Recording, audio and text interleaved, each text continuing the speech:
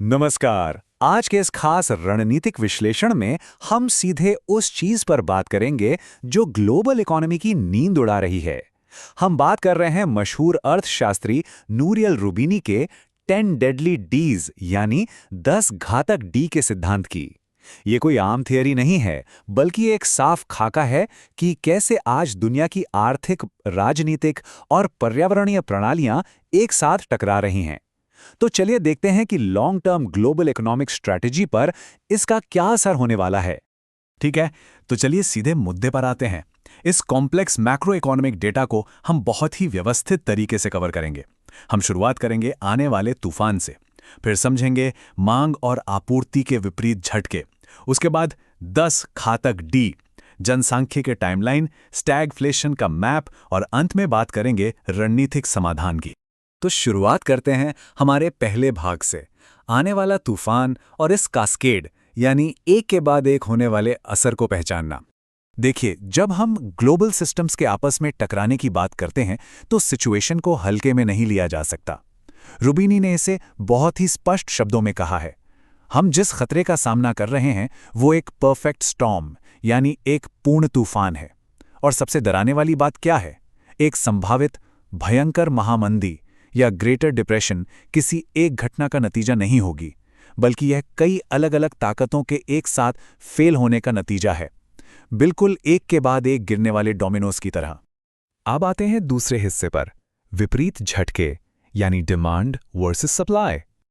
और ये स्लाइड इस कॉन्सेप्ट को बहुत ही शानदार तरीके से समझाती है। किसी भी बड़े इकोनॉमिक कोलैप्स को समझने के लिए हमें डिमांड और सप्लाई शॉक्स का फर्क समझना होगा।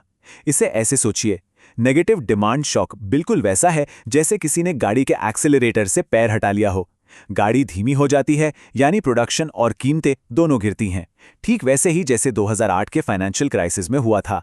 लेकिन दूसरी तरफ नेगेटिव सप्लाई शॉक ऐसा है जैसे इंजन की फ्यूल लाइन ही ब्लॉक हो गई हो। मशीन संघर्ष करती है, प्रोडक्शन गिरता है, लेकिन कीमतें तेजी से भागने लगती हैं, जैसा 1970 के दशक के तेल संकट में हुआ था। आगे बढ़ते हैं हमारे तीसरे भाग की तरफ, 10 घातक डी जो तात्कालिक और संरचनात्मक जोखिम पैदा कर रहे हैं। ऐतिहासिक रूप से देखें तो ग्लोबल इकोनॉमी ने एक बार में सिर्फ एक ही झटके का सामना किया है, लेकिन आज की सच्चाई अलग है। आज 10 खास प्रवृत्तियों की वजह से डिमांड और सप्लाई दोनों के झटके एक साथ आ रहे हैं। पहले जरा इन इमीडिएट रिस्क्स यानी तात्कालिक जोखिमों को देखते हैं। ये वो चीजें हैं जो आज अभी पब्लिक और प्राइवेट सेक्टर के फाइनेंस को अस्थिर कर रही हैं। हर तरफ अत्यधिक कर्ज और डिफॉल्ट का साया है। सरकारें लगातार घाटे की भरपाई के लिए पैसे छाप रही हैं, जिससे हमारी करेंसी की वैल्यू गिर रही है, जिसे डिबेसमेंट कहते हैं। और फिर जब आप इसमें पैंडेमिक या क्लाइमेट चेंज जैसी आपदाओं को जोड़ देते हैं तो शॉर्ट टर्म में ही ग्लोबल स्टेबिलिटी पूरी तरह चरमरा जाती है। अब जरा लॉन्ग टर्म स्ट्रक्चरल शिफ्ट्स पर नजर डालते हैं। ये वो रिस्क हैं जो अर्थव्यवस्था की बुनियाद को ही बदल रहे हैं। डीग्लोबलाइजेशन और प्रोटेक्शनिज्म की वजह से सप्लाई चेन्स टूट रही हैं।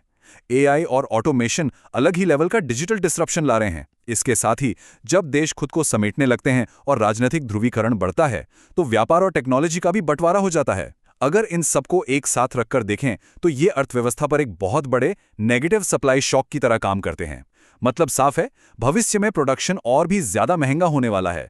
तो अब आते हैं चौथे भाग पर, जनसांख्यिकीय टाइमलाइन, जो असल में इस खतरे को कई गुना बढ़ाने वाला फैक्टर है।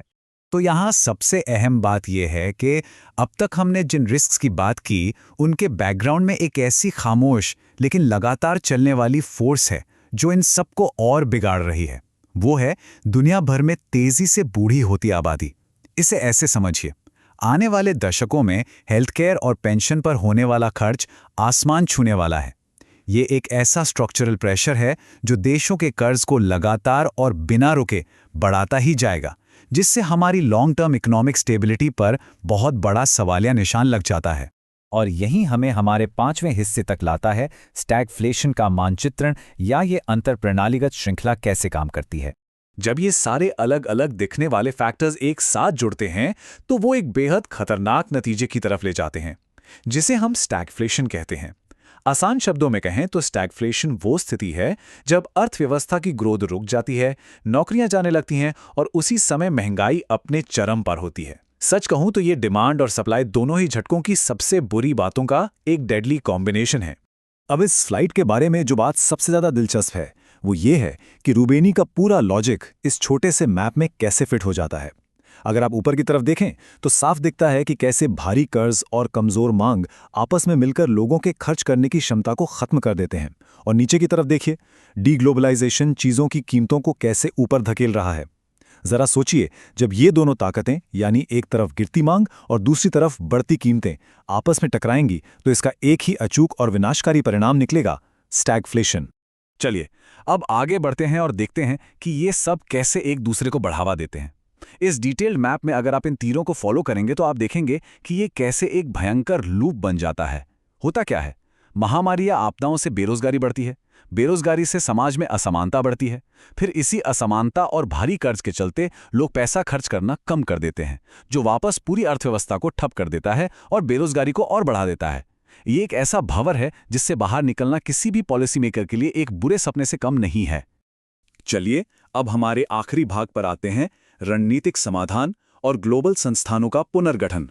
देखिए, अब तक का जो हमारा फोरकास्ट रहा है वो यकीनन काफी डरावना लग सकता है, लेकिन अब हमें इस अलार्म से आगे बढ़कर थोड़ी रणनीतिक दूरदर्शिता यानी स्ट्रैटेजिक फोरसाइट से काम लेना होगा। एक बात तो तय है, जब बड़े सिस्टम्स गिरते हैं तो वो अपने साथ बहुत तबाही लाते हैं, लेकिन अगर हम इतिहास देखें तो ऐसे ही बड़े संकट एक बहुत ही रेयर अपॉर्चुनिटी भी लेकर आते हैं। जब पुराने ढांचे चरमरा जाते हैं, ठीक उसी वक्त ग्लोबल संस्थानों को फिर से डिजाइन करने का मौका मिलता है। ये वही समय होता है जब हम बढ़ती असमानता, क्लाइमेट चेंज और आर्थिक असुरक्षा से निपटने के लिए एक नया और कहीं ज्यादा मजबूत ढांचा तैयार कर सकते हैं। और यहीं पे हमारे सामने सबसे बड़ा सवाल आकर खड़ा हो जाता है, क्या हमें सिर्फ इस तूफान के आने का इंतजार करके अपनी जान बचाने की कोशिश करनी चाहिए, या फिर क्या हम इस ग्लोबल इकोनॉमिक क्राइसिस को एक अल्टीमेट कैटलिस्ट यानी एक ऐसे उत्प्रेरक के रूप में देख सकते हैं जो इन टूटी हुई प्रणालियों को पूरी तरह से बदलने और बेहतर बनाने के लिए हमें मजबूर करें। ये एक ऐसी रणनीतिक चुनौती है जिस पर आज हर लीडर को गहराई से सोचना होगा। सिर्फ इम्पैक्ट के लिए तैयार रहना काफी नहीं है, हमें रीबिल्ड करने के लिए भी तैयार रहना होगा। इस विश्लेषण में हमारे साथ जुड़ने के लिए आपका बहुत बहुत शुक्रिया। इस बारे में जरूर सोचिएगा।